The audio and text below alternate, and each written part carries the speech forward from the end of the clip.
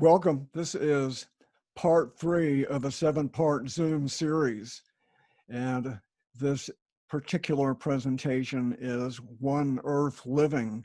That's a fascinating topic that is more important with every passing day. You see my website there on this first slide, and the image is my backyard here in Eugene, Oregon. This is originating from Eugene, Oregon. So some of my ideals for this series, some of my ideals just anyway, I just really feel like probably everybody here, we really need to be picking up the pace for transforming our society, our economy, our worldview. We really need to be picking up the pace. Some people, of course, ask, do we have time to turn the corner in terms of a sustainable society? It may be a long shot. I don't think it's a given at all, but we sure have to try. And the more people engaged in creating the kind of world we want to see that fits within the boundaries of the natural world and brings out the best and positive human potential, restores the natural world, the more of that we have going on, the better. And another place that I really appreciate in terms of kind of inspiration and affirmation as well, the principles of the wisdom of the world's great spiritual traditions. And those are care for the natural world, modesty of lifestyle, service to the community, personal and society uplift, and responsibility for our own actions. Practically every great spiritual tradition has something to say about these kinds of values. I'm not talking about the religion. This is the social code, the ideal for human behavior. The contents for this evening's presentation, I made a really nice flow chart today. We'll see that in just a moment, but the flow chart will be one of the first things we'll see. And we want to address the topic, why are we here? And of course, we'll look at ecological footprints. We'll take a look at what is a One Earth lifestyle. And we'll take a look at what a One Earth lifestyle might look like at home, and creating a wider, more upscaled lifestyle, One Earth lifestyle in the neighborhood and in the community. I want to say a few things I think is fascinating when we talk about a sustainable future. What would an economy look like that was a sustainable economy? Well, a lot of people speculate on that, and I'll do a little bit of my own speculation shortly. And I also want to expand the context a little bit, and by way of expanding, I'll say a few things about the upcoming presentations, because they do expand the context for this presentation right here. So here is the flow chart. So what this is, it sort of starts here and it ends up over here, and it kind of goes up and down like that because it's too long to go horizontally across. But the starting point is we have some issues we need to deal with as individuals, as a society, as a global entity. The economic, environmental, social, political trends are not looking so great. We've got lots of issues, and those are just some of the big issues. There's lots of other issues as well, but they're probably all related. So we would be good to have a little bit of an idea about our eco footprint. Downsizing is a term I like to use. Voluntary simplicity is another word. Simplifying our lives, prioritizing our time and money, enlarging the scale of our actions, and then even enlarging the scale even more. So as we go through the presentation, you'll see the red is going to gradually kind of shift over here. And that's going to indicate to some degree what the content is going to be as we see the flow chart multiple times over the course of the presentation. It's kind of like a moving table of contents is what it is. So first, environmental, social, economic trends and conditions. We'll hear more about the economic system in 2 weeks, so I'm not going to dwell too long on capitalism as we know it, but I just have to, this is what motivates me a lot, is the economic system we have. And when I flashed on this thought some number of years ago, this image here shows different sectors of the economy. Any sector, any economy has lots of sectors. There's government, manufacturing, healthcare, professional and technical services, lots of different types of sectors. But when I came to realize a number of years ago, I was thinking about this, and when it flashed on me that we have tens of millions of jobs in this country that to a large degree exist to repair the damage caused by tens of millions of other jobs, I just said, I can't believe that. And it's completely true. We have, just think of healthcare, think of manufacturing, think of the automobiles that have create wrecks and damage. That takes a lot of public health to clean up the mess. Just kind of think about this particular idea sometime if you haven't, but you'll shake your head and say, if you haven't thought of this already, it's pretty powerful information right there. So to me, that's a real motivator right there. So another aspect of our economic system, of course, we know all of this: air pollution, nature, clear cuts, Gulf of Mexico oil blowout. Some problems with the economic system aren't quite as dramatic as this, but of course we have climate change. Capitalism, as we know it, is the source of practically every problem we have. And some people might say that, well, it's just broken, we need to fix it. Well, my own personal opinion is it's not broken, this is just what it does. That's why we need to create a different kind of economic system. And then this picture here, the American way of life is non-negotiable. We know human activity, egged on by advertising, by the needs of a growth-based economy. We know there's climate change. We know there's hundreds of millions of tons of plastic in the bottom of the ocean. We know that the Amazon is burning. We know all these things are happening, and yet they still continue to happen because there's too much money to be made to do something different. The whole ideal of our economic system is to sell as much stuff as possible. And that's creating a lot of problems. So this quote, of course, a number of celebrated politicians can claim this quote, but I think that this is another motivation to me. We definitely need to be negotiating, because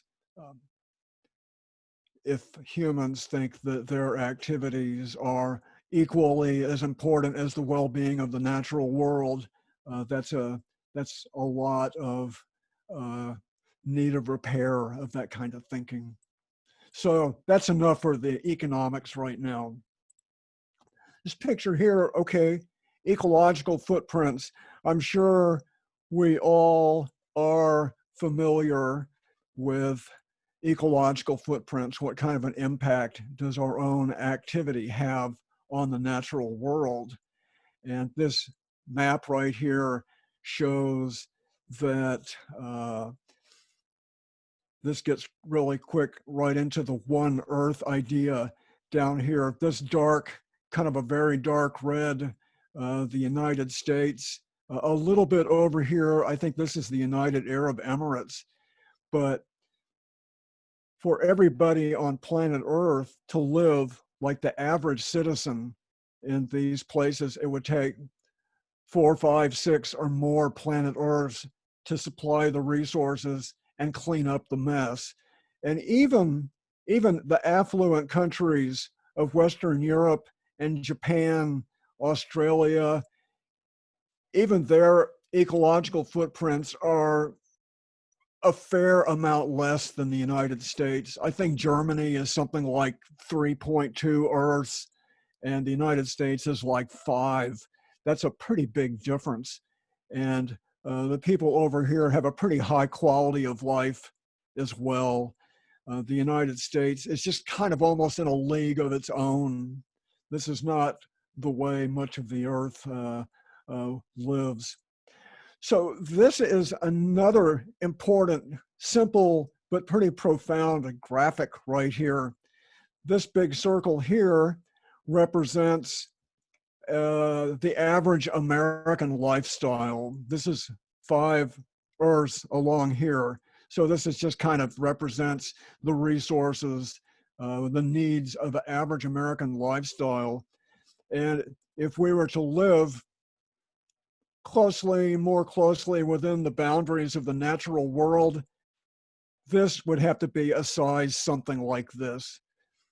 And that's not an attractive or not even a choice that this economic system is willing to even think about. Of course, it's non-negotiable because this is a growth-based economy. Essentially, it's a Ponzi scheme. So when I made this graphic, it really makes it a lot more understandable to see the different sizes here. This is substantially less. And then this makes even more interesting. What I've done with this graphic is, this is a graphic you've probably all seen, and it is what 20% of the population owns how much of the wealth in the country.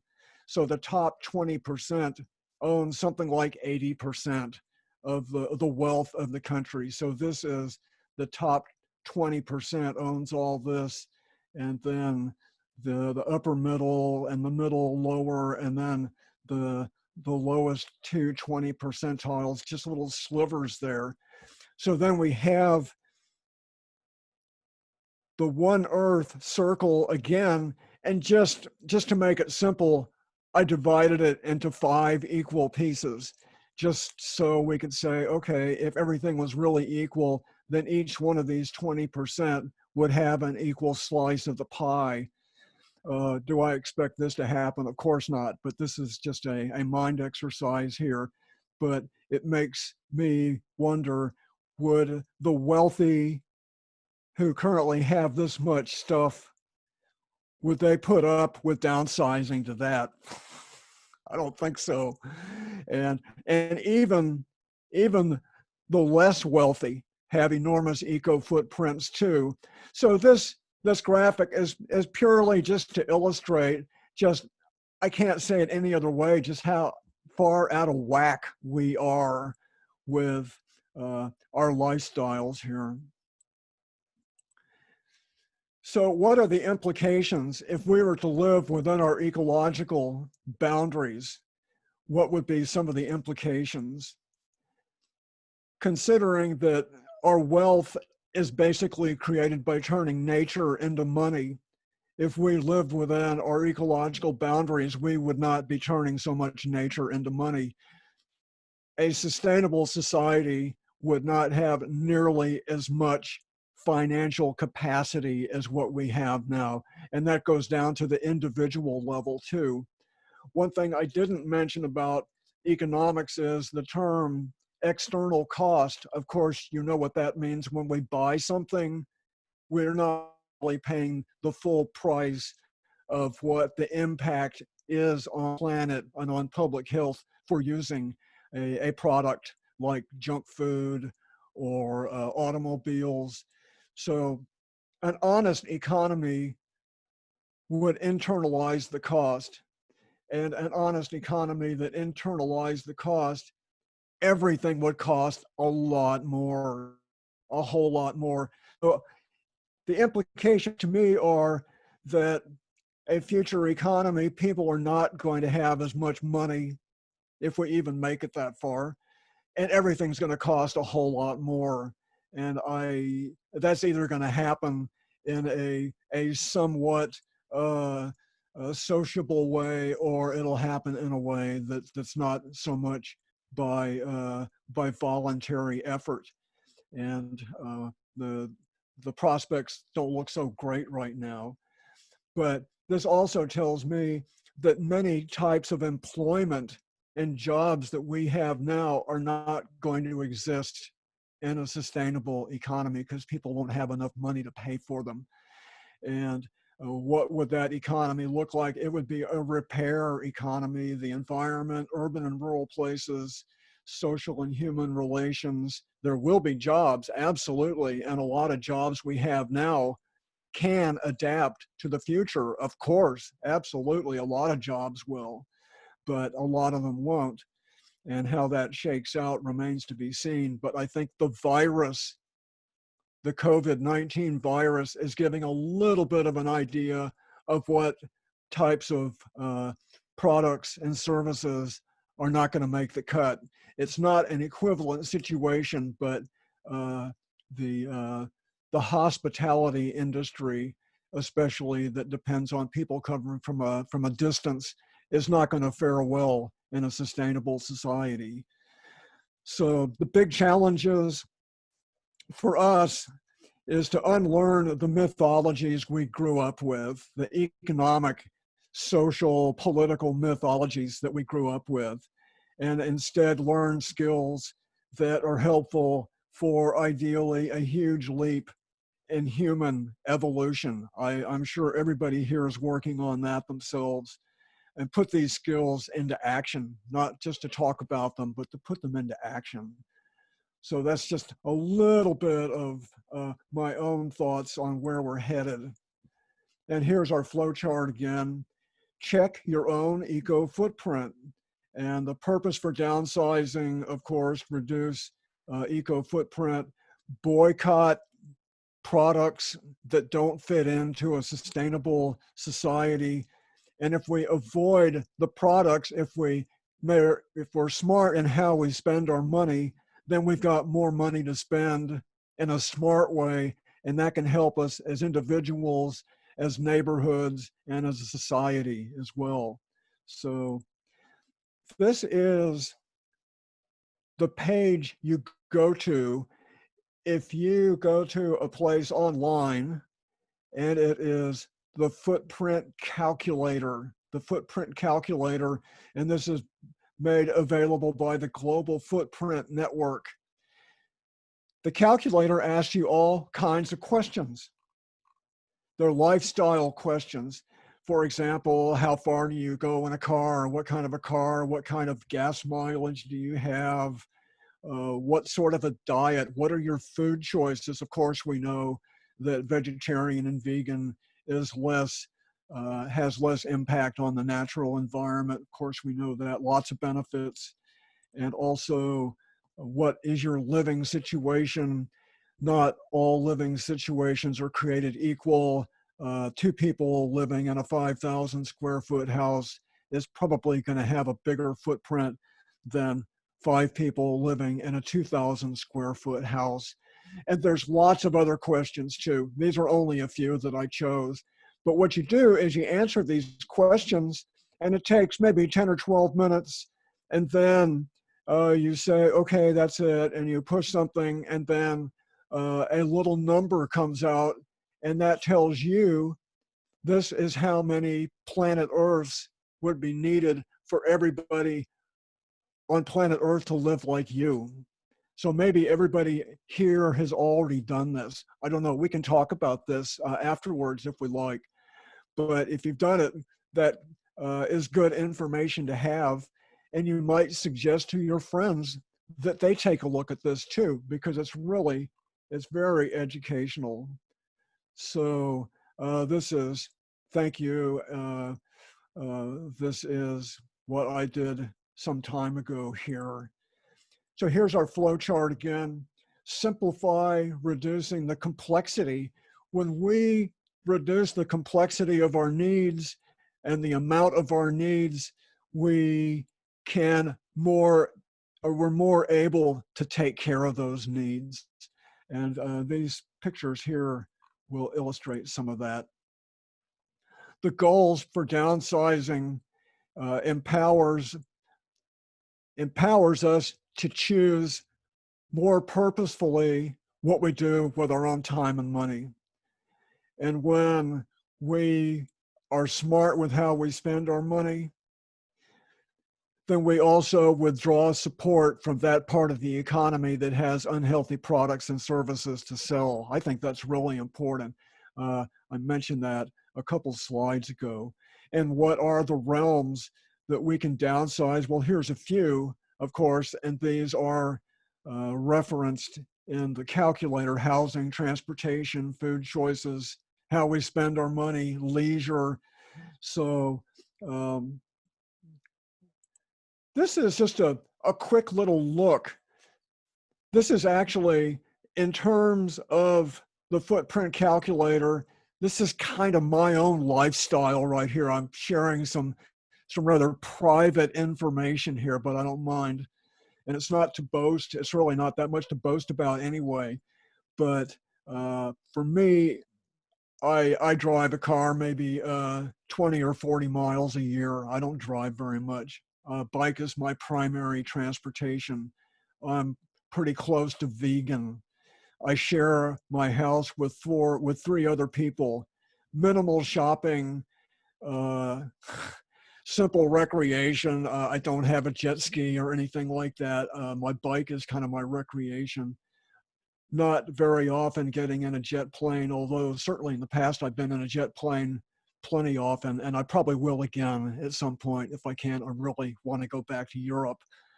But time I make for garden, writing, leisure. So there's a little bit more content to this, but this is any middle class person would look at this and say, well, that's a pretty frugal lifestyle, it looks like. And it really kind of is, but it's not any kind of deprivation. This is about a one earth lifestyle right here. According to the footprint calculator, this is about a one earth lifestyle right here. So what can that maybe look like? Of course, there's diet here. A one earth lifestyle, and maybe people here already experience this, but there's enormous benefits. There's enormous benefits for living a one earth lifestyle. Could mean more time with friends, having dinner with friends. It would be certainly a different way of moving around that would be healthier for people and planet. Of course, not everybody can ride a bike, but if we redesigned our urban places, then we'd need bikes, we need cars less, and we could create alternatives to the car as well. Much of the world, people live within walking distance of a lot of their basic needs. So these are just some nice pictures right here to sort of suggest that one earth living could actually, in a lot of ways, be a much higher quality of life than what we're used to now. And I'm not going to go through all of these at all. One thing I might suggest, if you have a screen grab on your computer, if you know what that is, you can copy any of these images you want. All it takes is just a moment to grab an image. And I'll also say that, of course, we're recording this presentation. This is going to wind up on YouTube also. So this information is not going to be lost, not by a long shot. But just say, build suburbia, that's the consumer culture. And the One Earth culture to repair suburbia and quit building new suburbia. A remodeled kitchen, instead of a remodeled kitchen, you could put in an edible landscape and a rainwater system for the price of more or less a remodeled kitchen. Products and profits first, well, public and planet health first in the One Earth culture. And there's just lots of examples here. So this is a little bit of a closer look at the types of jobs that were a One Earth, a sustainable society would not support very many jobs over here, like a car delivered pizza, not a career, a good career choice, fashion and glamour, petroleum, feedlots. You can think up many of your own as well. I just thought these up as I was just sitting here. And of course, the types of jobs we're going to see more of are repairing suburbia, cleanup, the natural environment. I love the idea of an enlarged AmeriCorps. If you know what AmeriCorps is, that is a government program that shows they can do something right. And actually the government does a lot of good stuff, but it's a big place. But AmeriCorps is a totally right-on government program. And of course, Joe Biden says he's going to enlarge that. I say, good, I'd like to see that happen. So just sometime when you're talking with friends, maybe just have the fun conversation of what you think the job and employment outlook is for a sustainable society and see what you come up with. So here we go. We're going to get a little bit more into reality and less a little bit of theoretics here about what a One Earth lifestyle might look like. Well, one of the first things to do for pursuing moving into a One Earth lifestyle, and I bet probably everybody here would say, I know that, I already do that. Well, that's great. I congratulate you. Share what you know with your friends without being too evangelical about it.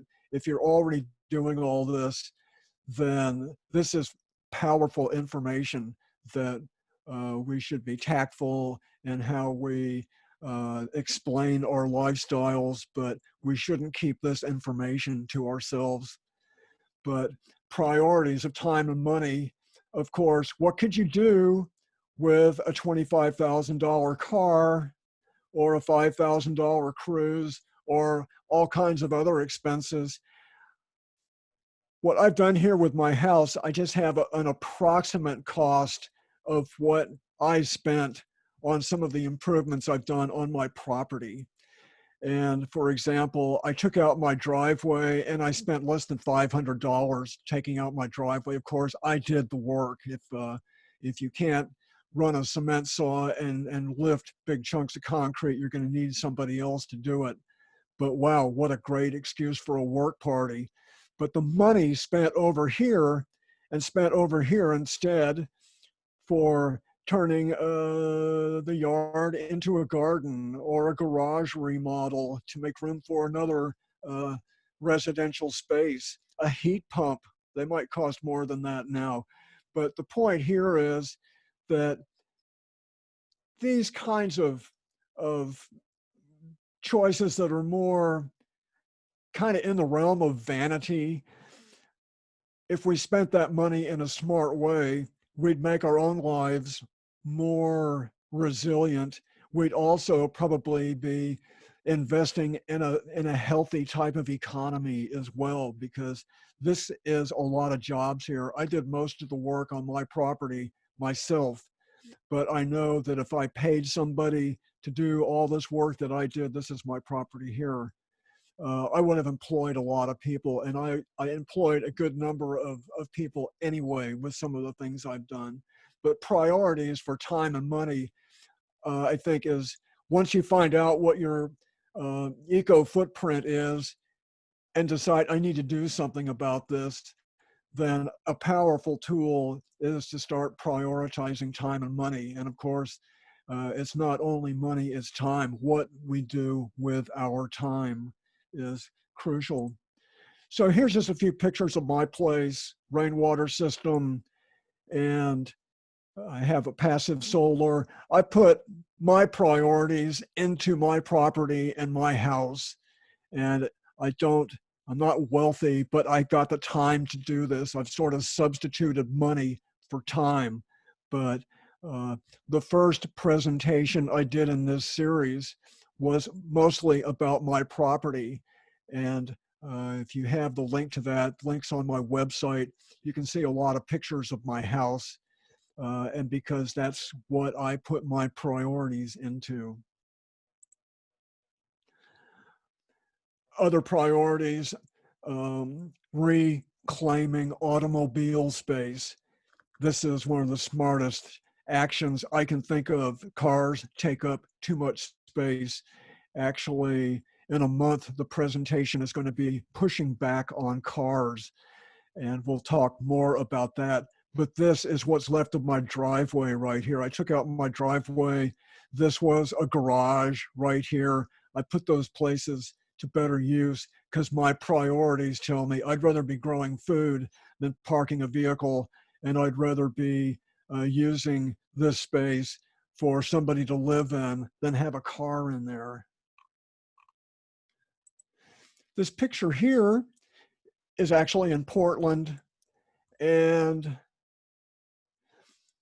it looks like a nice garden. It's kind of odd somebody has some solar panels in their garden like that. But when you realize that this is a rooftop right here, this is somebody's roof in Portland. So it's not somebody's backyard. This is a rooftop. Here's the ladder stairs that go down to ground level. Well, not every house has a flat roof like this, but this particular person, their plan was to load up the roof with some soil and have a garden up there.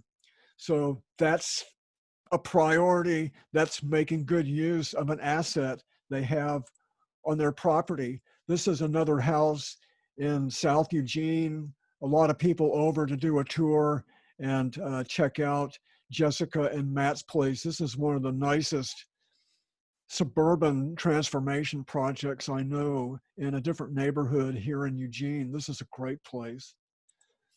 And this is my house once again. The south side patio has been turned into a passive solar space. This is a really nice place to be aesthetically. This is just beautiful. And on sunny days, even in the winter, it helps heat my house too. This is a wonderful little cute place a friend of mine built. Sandra lives a few blocks away. This is kind of like part of this little tiny house that she built in her backyard. She is a low budget person, but her priorities were to create this really nice little space. There's a little bedroom that goes along with this. So this could be a place for guests. She doesn't actually live here, but she might at some point. This gives her more options on how she wants to manage her place. Another set of priorities. This is a residential co-op here in Eugene, Duma. It's a big house. It's like 3 stories high. And then there's a basement too. There's 10 people who live here. And when you consider the topic of One Earth lifestyle, you have 10 people living here, and it's a co-op. So they have shared meals, they share purchases. The place has edible landscaping. They've got a tool space. They share their lives here. And so they have a lot of social activity going on here. Probably people spend more time talking with each other than they do looking at television. So this is another priority. People that prioritize, they want to have more social interaction in their lives. And of course, this is a pretty low eco footprint. Well, it's just an aside here, this beautiful permaculture edible landscape here. It's just one of the best places I know. It's called Duma in Eugene. They have a website. You can find out more if you'd like. The flow chart. We're going to upsize a little bit more into um, collaborating, connecting with assets and allies nearby. So, of course, a wonderful asset is permaculture. I think we probably all know something about permaculture is a really good way to organize our thinking for uh, creating systems for taking care of human needs in ways that are friendly to people and planet. You can find out about permaculture online if you need to know some more. Here's a quick little graphic I made. It's assets, actions, and allies. Assets are tools we can use in the community. Allies are people we can work with in the community. And when you have assets and allies, that creates actions. And when you create actions, you create more assets and you create more allies. This is kind of the virtuous circle right here. This is a wonderful little illustration. I think we've probably all seen different versions of that, but that's a really great illustration. Allies and actions in the community. I have another presentation that I did was specifically about assets, allies, and actions.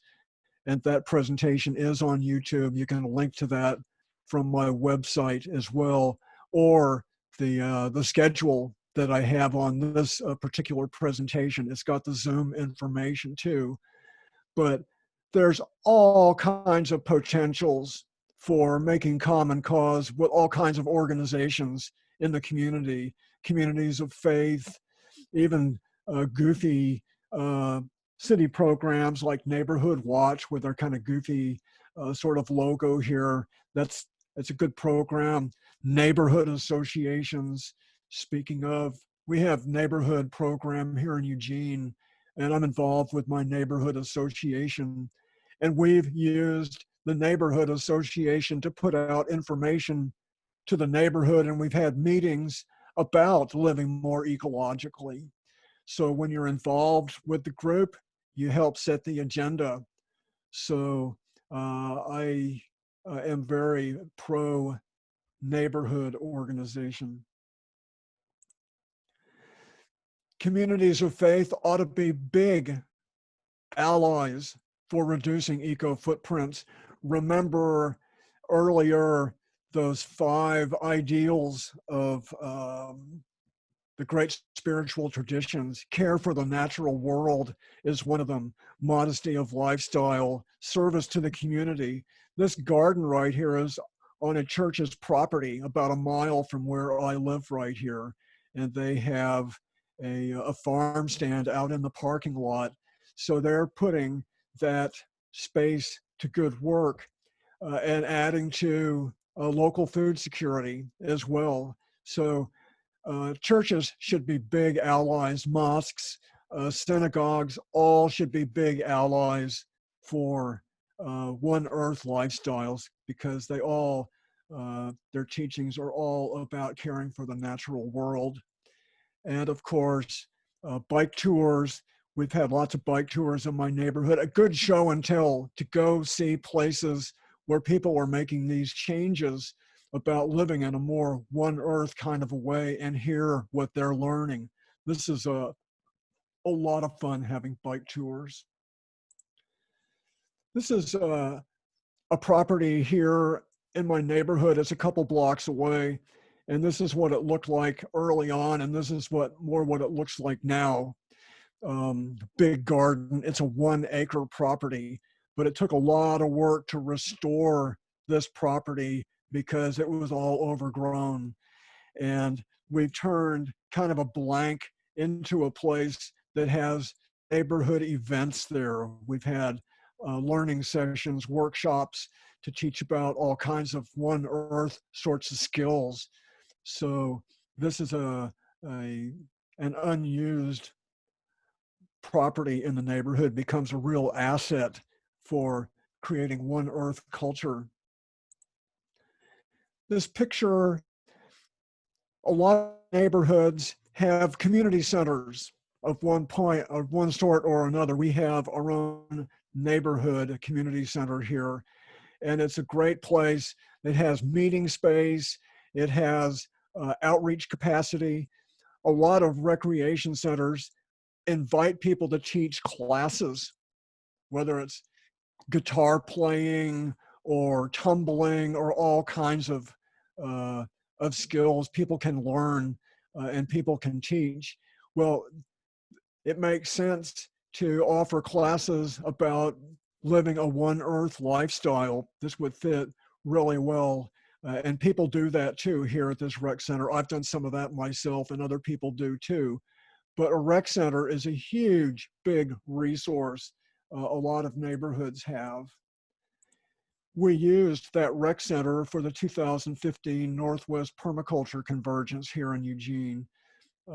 This is inside the rec center. This was a plenary session. This is one of their classrooms. We had an outdoor expo.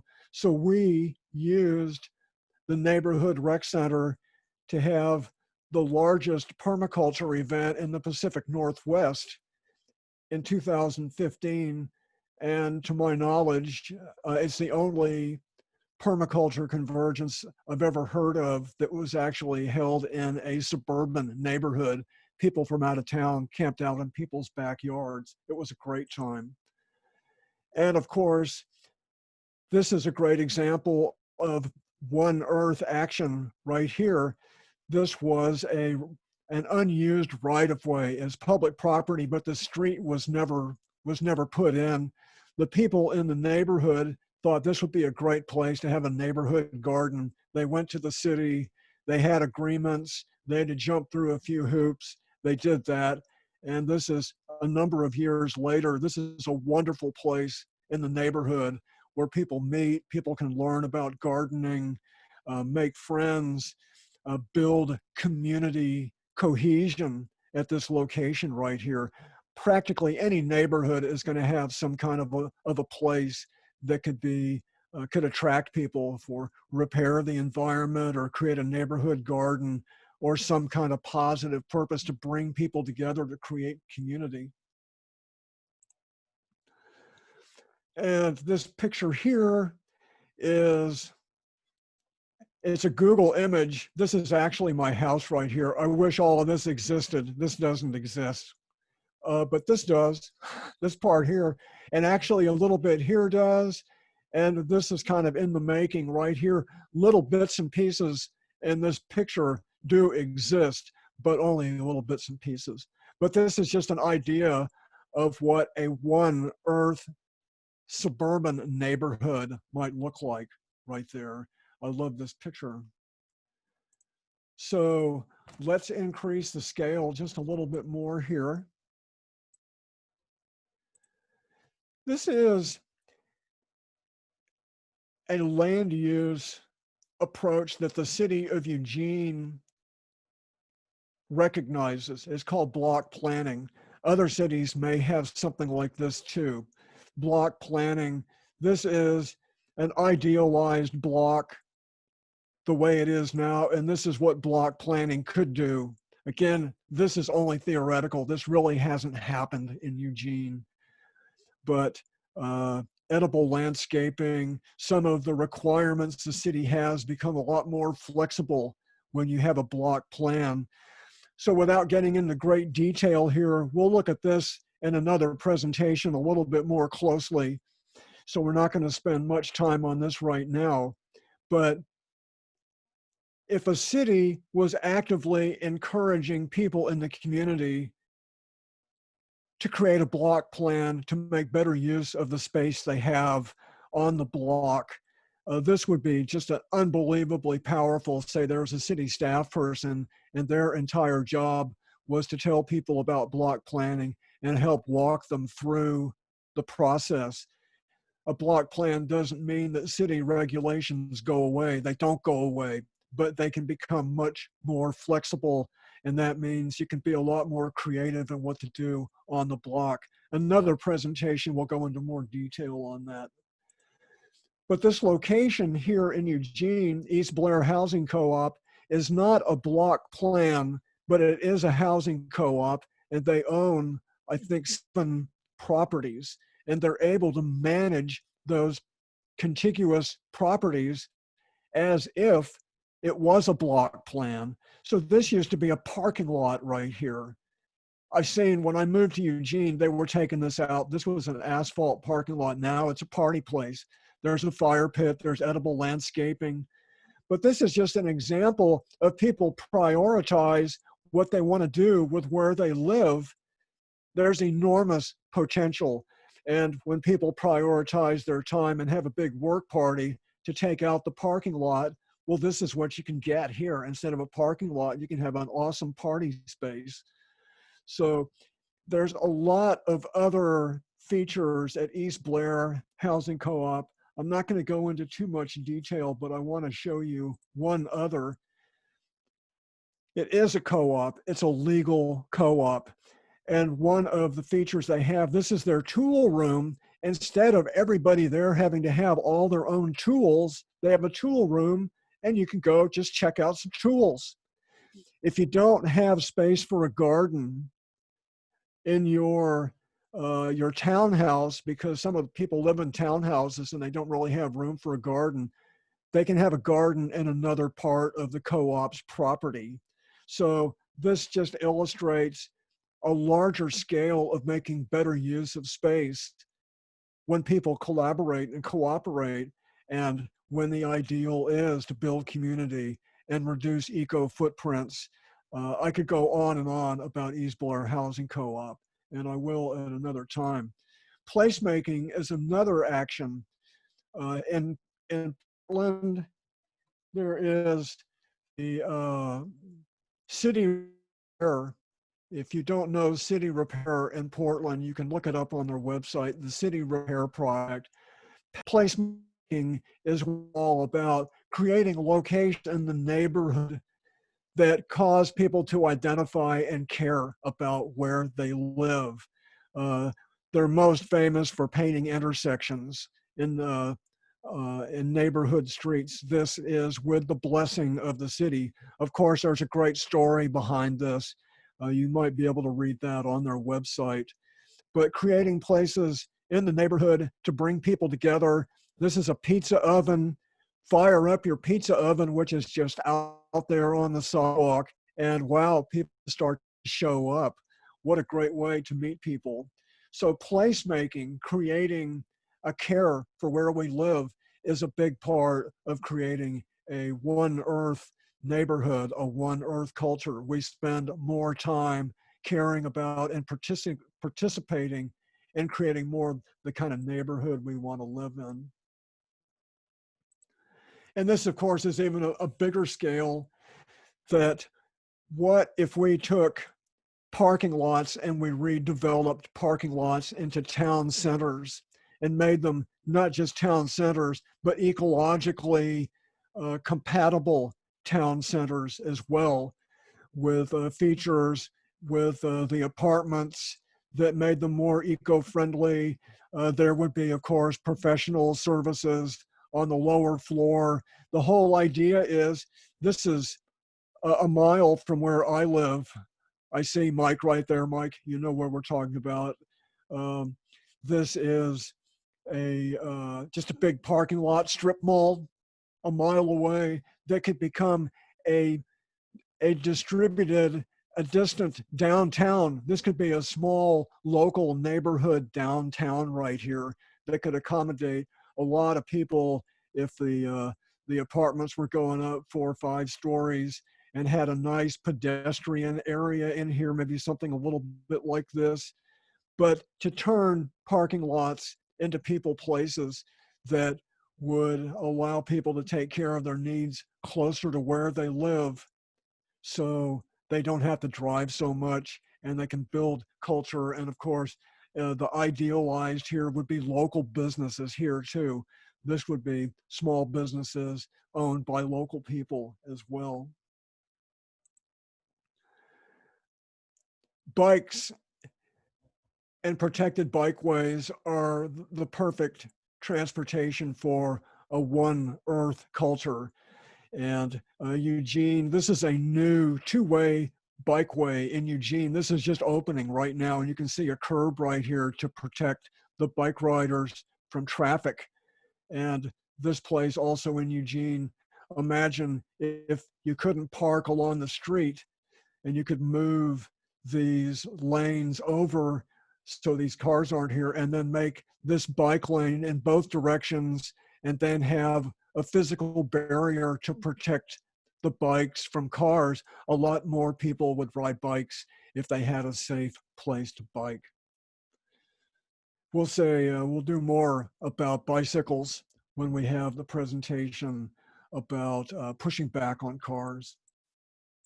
So we're going to move into another little realm. This is actually something I haven't talked or thought about very much before, but it's got to be part of the larger piece of a one Earth society, a one Earth economy and culture. And I don't have much detail to say about this, but it's a really important part of the equation.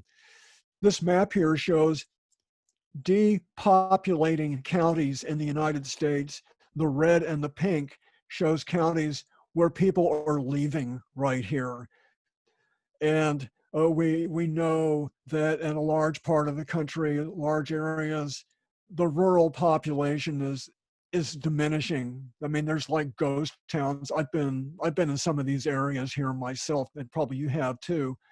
But I think if we're going to have a successful one Earth society and economy, we're going to have to repopulate rural areas. We're going to have to revitalize rural areas, because there's going to need to be more people in rural areas to grow the food we're going to need, because a sustainable economy is not going to support industrialized agriculture like we have right now. Agriculture is going to have to take more people to grow the food. And of course, when we're looking at this, we also have to anticipate what kind of changes is climate change going to have.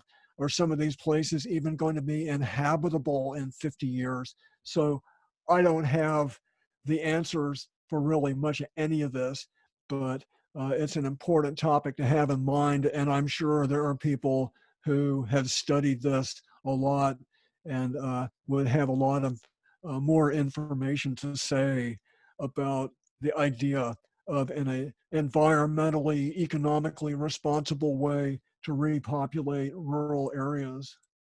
And of course, this is what some of those rural areas, this is CSA here in Eugene. Wow, just look at that. But this is not with the big $500,000 combine. This is a different kind of agriculture.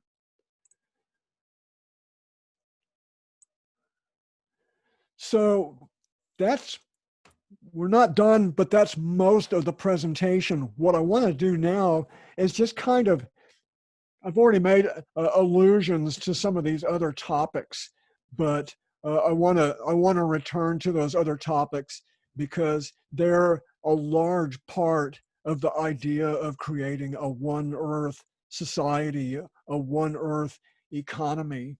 And these issues are also upcoming presentations. These are the next presentations.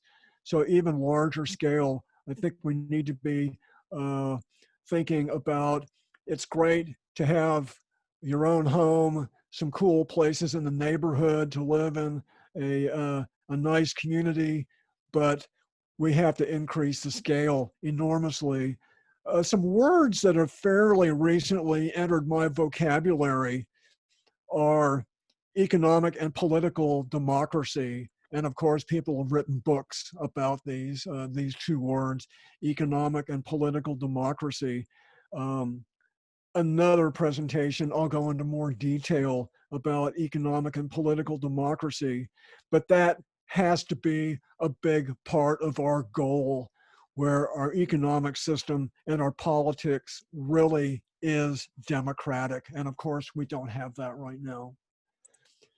But this is October 22nd, critique of market capitalism. And wow, there's a lot to critique. This, of course, is climate change. This one example here blew my mind when I first saw this graphic. This is the urban footprint of Atlanta, Georgia, right here. This is the urban footprint. This is the urban footprint of Barcelona, Spain, right here. And they're in scale. And even more so, both cities have approximately a similar population. Atlanta's 25 times as big because it's all spread out because of suburbia. And even by European standards, Barcelona is pretty dense, even by European standards. But the economic system likes this because there's more money to be made. And of course, this means lots of cars, lots of suburbia, lots of streets, lots of infrastructure, lots of money being generated here, lots of jobs too. A lot of the jobs to create this are not going to be so common in the sustainable future. And of course, another aspect of market capitalism is social, economic, and political disequity. Here's that 80% again, right here. So the next presentation is going to be a little bit more detailed on market capitalism. And here are a couple pictures from the presentation pushing back against cars. This is Portland, Oregon, of course. These red lines right here, these represent where there was a divided highway along the Willamette River right here. There was a highway right along the river. It was not interstate highway. It actually close to predates the interstate highways. But the road engineer said, oh, you can never take that out. It would create traffic havoc all over the city if you took these out. And they ended up taking them out and it didn't create traffic havoc. Instead, they got a park along the river here. So that's just one example of pushing back on cars. This is a picture from Groningen, Holland. And it's a car-free downtown. If you want to go from here and go have a beer with your friend here, it take a few minutes to ride your bike, but you can't drive a car that way. You got to go way around here if you want to go by car. And a planner in the United States would say, well, why would you want to do that? Because they probably wouldn't understand why you would want to do that, because they just learned about urban places that are built for automobiles. This is on purpose. This is to make cars inconvenient. So you're basically kind of forced to ride a bike or walk. Is this going to work for everybody if you're have to use a wheelchair or you're elderly?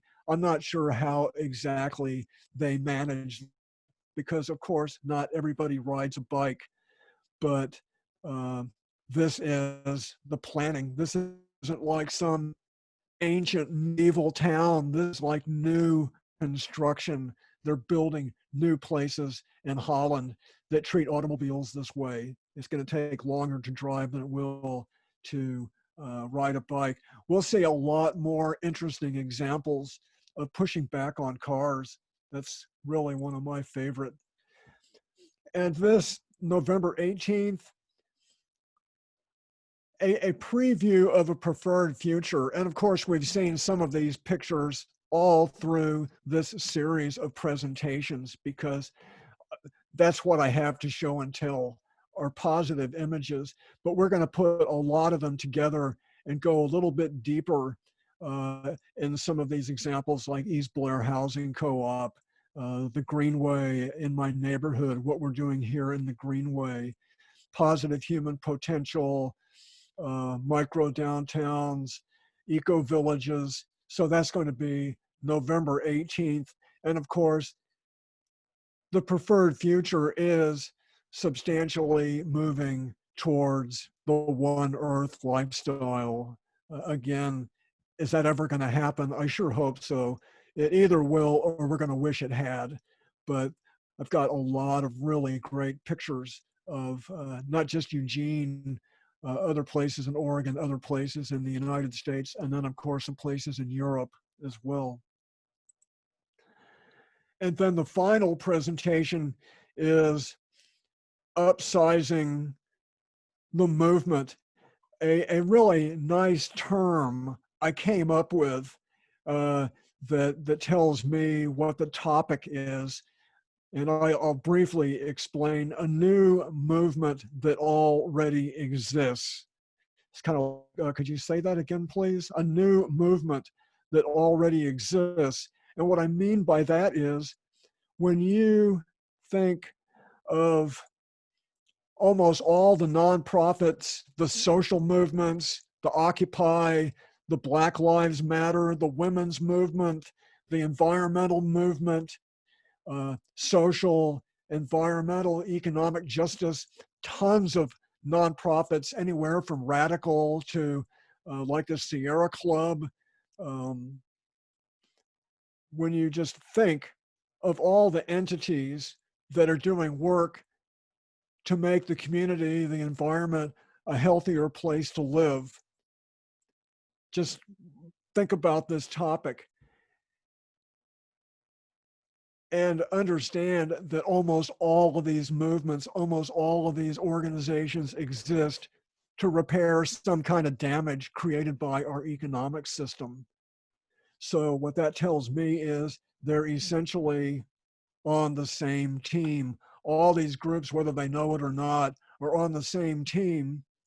And what I want to describe in this presentation here is what would it be like if these groups recognized all these other organizations and movements were kindred spirits, and we should be making common cause and synchronizing some of our actions, not to have big organization because we don't need a big organization. The actions to take are self-evident. Those actions are moving towards a one earth economy and lifestyle. So I'll go into more detail on this particular topic on December 3rd, but this is something a little bit newer for me. I haven't really thought so much of like this kind of approach to systems change, but of the topic. So that is going to be the final of this 7-part series on December 3rd. And this is actually the last slide right here. Moving towards a one earth lifestyle, economy, and culture. And these are some of the benefits that I thought of. There can be lots more, but resilience, local economy, for positive human potential, sure, good for the environment, mitigate climate change, public health, a positive community culture, empower people, bring out the best. So this is the implications if we get it together and we do what we're capable of doing. All of this and more good stuff can happen. So that is the last picture in the slideshow. So Joshua, are you there? Yeah. You can discontinue recording now if you would.